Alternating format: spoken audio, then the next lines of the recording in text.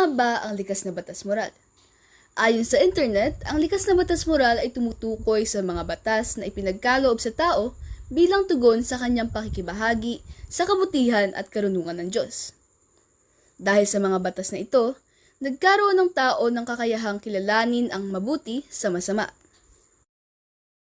Do you ever look at someone and wonder what is going on inside their head?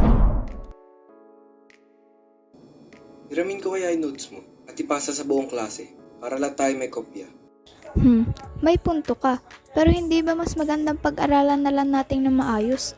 Tama lang na maging tapat tayo. Tama ka dyan. Ang pagiging tapat ay isang halimbawa ng likas na batas moral.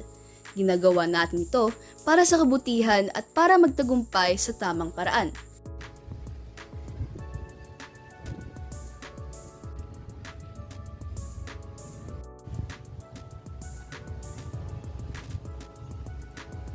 Kuya, mukhang nasobrahan mo sa yung sa akin. Ay, salamat sa pagiging tapat mo. Minsan di ko rin napapansin. Ang pagiging tapat sa mga simpleng bagay katulad ng pagsasauli ng sobrang sukli ay nagpapakita ng respeto at paggalang sa kapwa. Uy, may kalat. Tapon ko nga.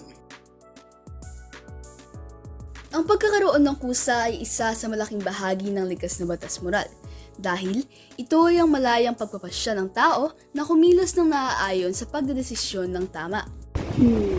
Wala naman nakatingin. Ito ko na lang itapon.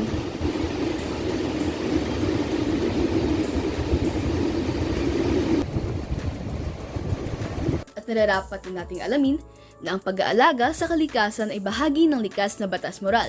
Kahit walang nakatingin, alam natin kung ano ang tama at ang mali.